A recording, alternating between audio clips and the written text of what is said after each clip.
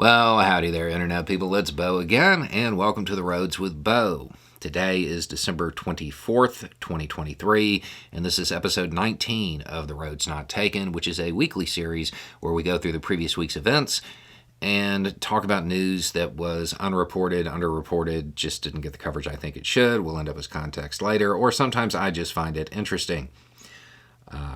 Today, we will be covering stuff a little bit lighter than normal. Merry Christmas. Okay, so starting off with foreign policy.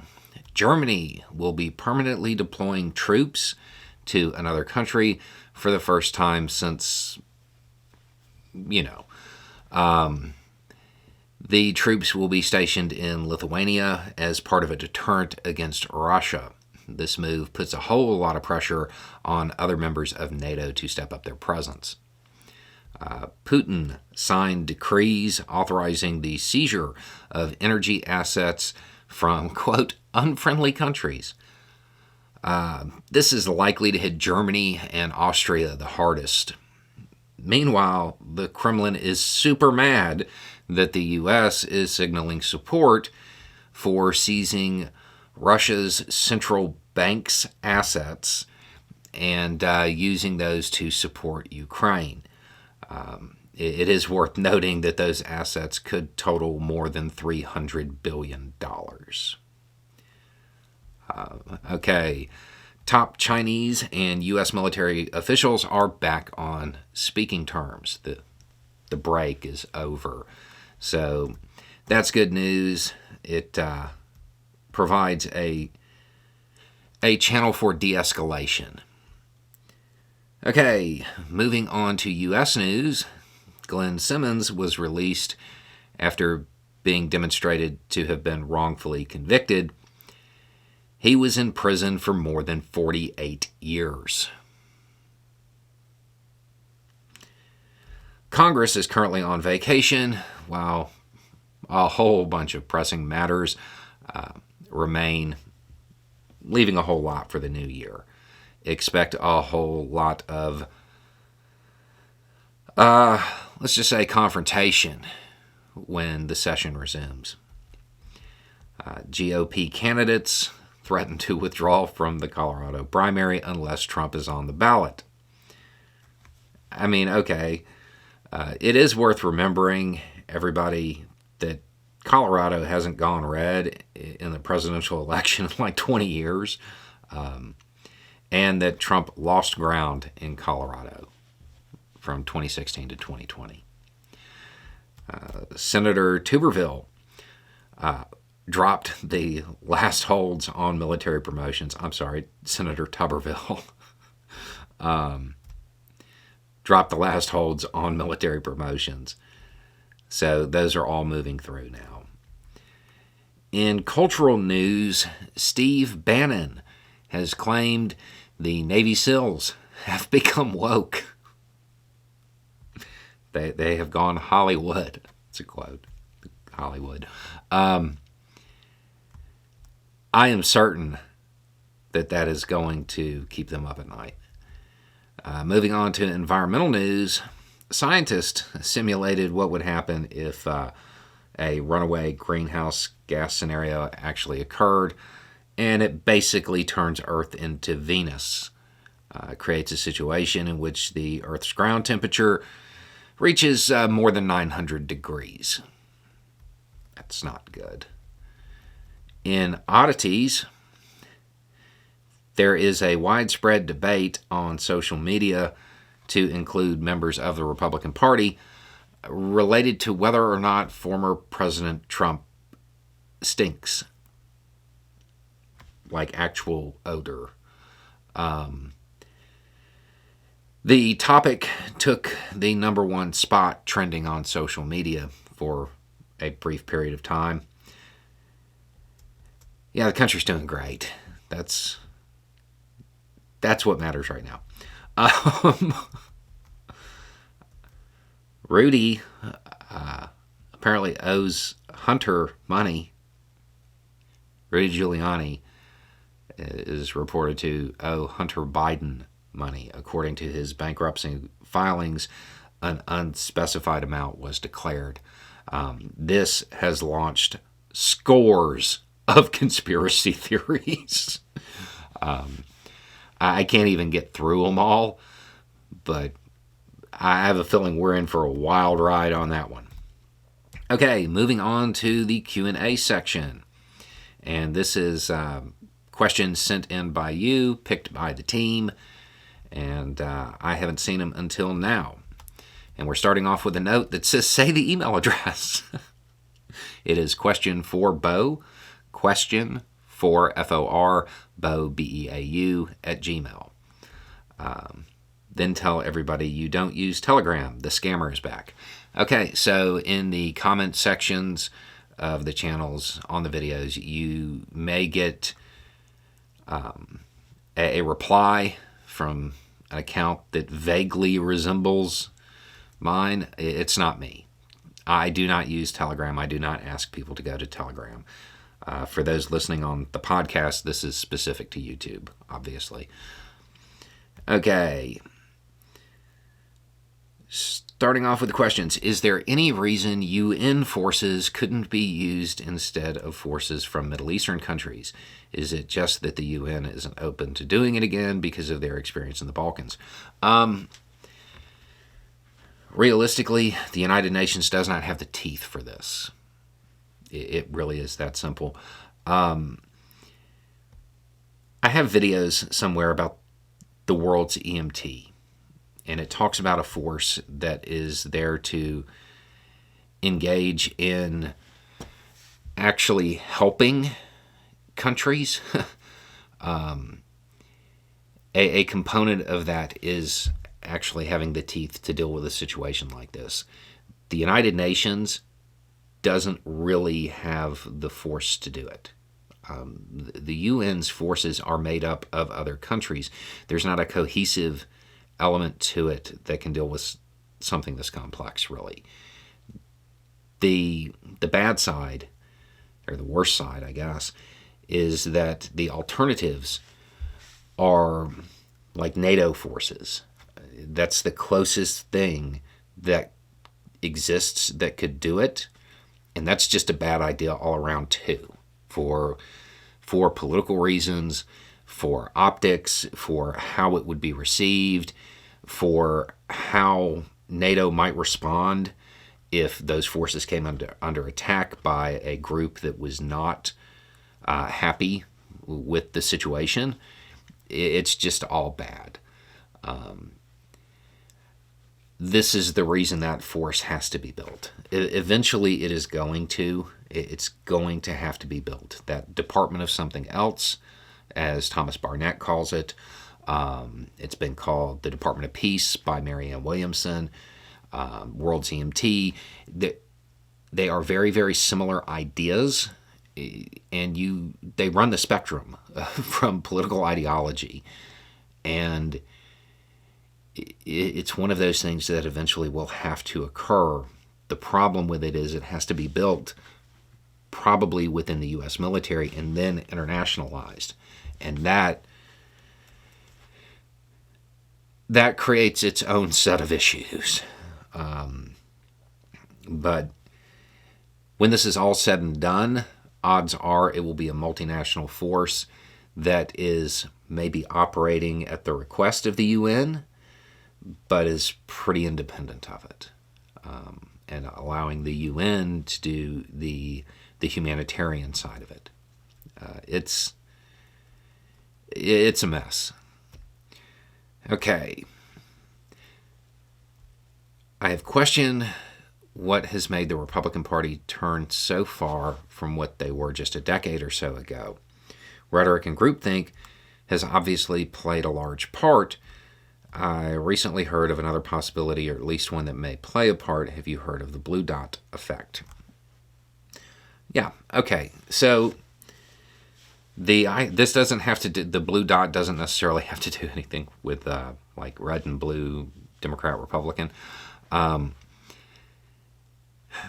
Summing this up quickly, it's the idea that no matter how safe and how comfortable you are, you're always going to be looking for threats, for risks, for problems, because that's how we survive. That's how we evolved.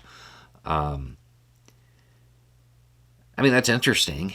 It's an interesting idea that this is why the Republican Party has taken the turn and kind of become a little dramatic. It might explain why the base is falling for it. It doesn't explain why the politicians are leaning into it as hard as they are. The answer there is the embrace of authoritarianism. But it might explain the base's behavior, because they see something, they're told it's a risk, they're told it's a threat, and that fear center gets active. I mean, yeah, I like it. It's worth looking into. I would imagine in a week or two you'll hear me talk about it after I look into it a little more. What is keeping NATO from doing the same thing it did in Yugoslavia against the Serbs? Why can't it take over the air role in Crimea? Okay. Simple answer here. It would lead to direct confrontation with Russia, direct conflict with Russia, which is something that NATO actually does want to avoid. I know it doesn't always seem that way. But the idea of a hot conflict, NATO versus Russia, is very dangerous. It can spiral out of control. And it's really that simple. Okay. These do not seem like lighthearted at all.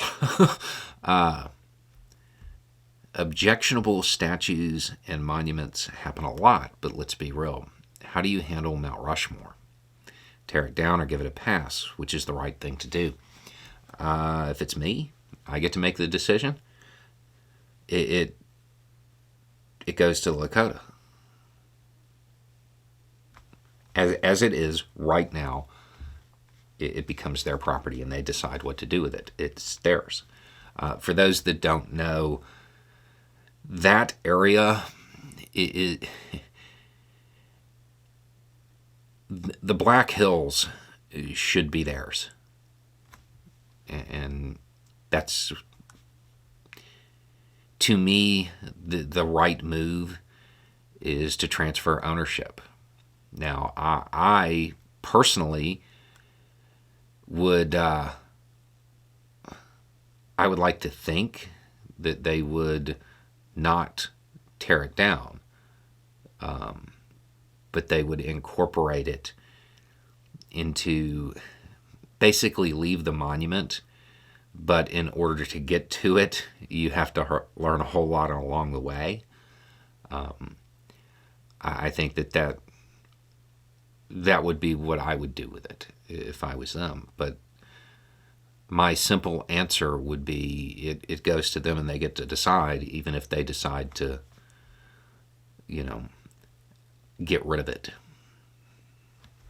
It's theirs.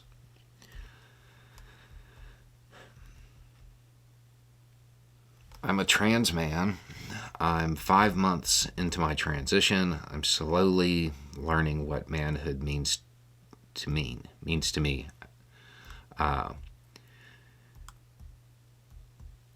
Some very flattering things.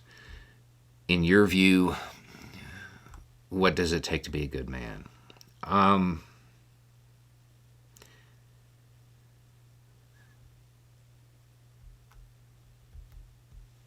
It's subtle, understated. At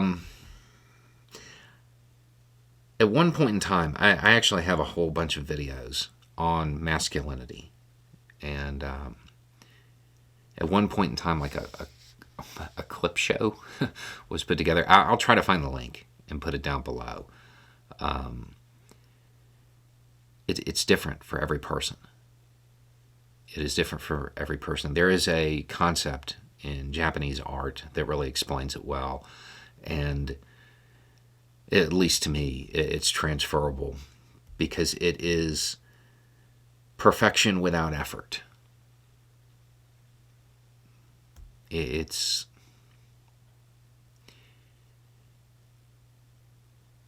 you should be trying to do the right thing in the way that best suits you. Your masculinity is going to be unique. It's not a team sport. Everybody's is going to be different.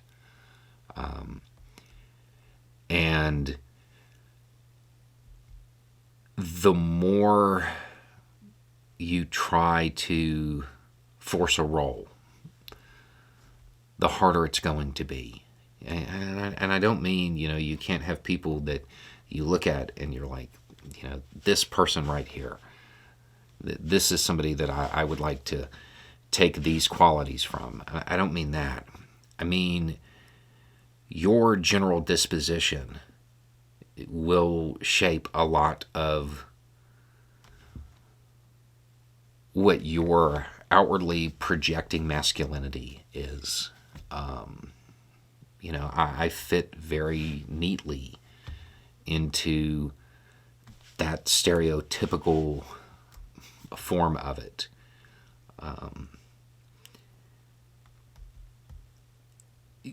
I'll find it. Watch the clip show and forgive my mispronunciation of Japanese terms. Okay. Settle a debate. What is the greatest sniper shot ever taken? Doug Conley. That was the person, I can't remember the marksman's name. I want to say Palmer, something like that. But Doug Conley. Was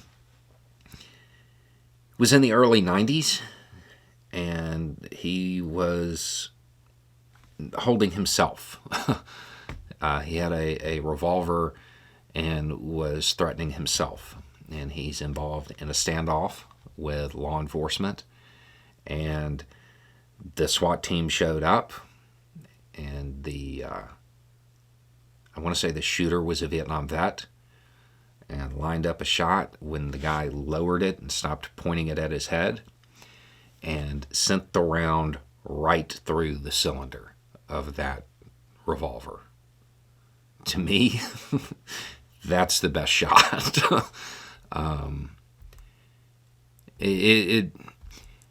For a while, it got taken to show how, what SWAT teams were supposed to be.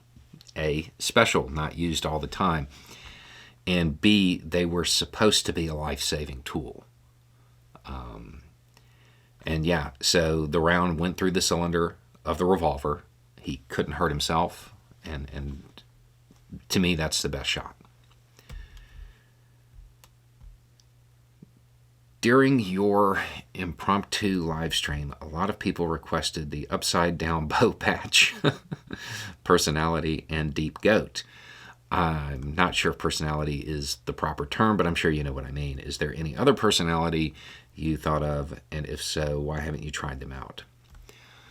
For those that have no idea what that means, flipping the patch on this hat upside down, it normally means there's a lot of satire, there's a bait and switch type of thing going on. Deep goat is a play on the Watergate informant, I guess. And they've been absent from the channel for a while. They may make a return. Is there any other personality? Yeah, two actually. One I put on the channel, which is it's the same type of content, but it's delivered in a very tent revival preacher kind of way. And I did a video about that because the topic was about a preacher who said something that really got under my skin. But I felt like if I did it too often, it might be offensive to some people. But then again, recently I was listening to Drew Morgan, and just the inflection in his voice. He's like, and that is the difference. And the way he did it, very, very Southern preacher, and it got me wanting to do it again. And then another one is a fed up high school or civics teacher, or history or civics teacher. That's another one that I have entertained. A lot of ideas, not a lot of time, And we have a pretty full production schedule. Note, this is kind of related. Link at the end. Okay. You did a video once where you, for all intents and purposes, gave a pre-deployment briefing. I was looking for it the other day because while it was obviously satirical, the advice on getting your stuff together was sound. Do you happen to remember the name of it? I do not, but apparently the link will be down below. I do remember that. It was going through how to prepare and have all of your stuff together for that final trip. I do remember that video. That was a while ago. Okay. In the video showing the stuff for the shelters, there looks to be bags of black-eyed peas on top of the car seats. If there is, why? Yes, that's what those are. Why? For New Year's. How Southern are you? Yeah. So that's a tradition. You eat black-eyed peas. It's supposed to be good luck, and that was something that I don't know that they asked for that. I think we threw that in. I can't remember now, to be honest. But yeah, it's a Southern tradition for New Year's. You eat black-eyed peas, you get good luck. It's really that simple. I don't know the origin of it, but it's pretty common. And that looks like it. So those are all the questions. Okay, so a little bit more information, a little bit more context, and having the right information will make all the difference. Y'all have happy holidays.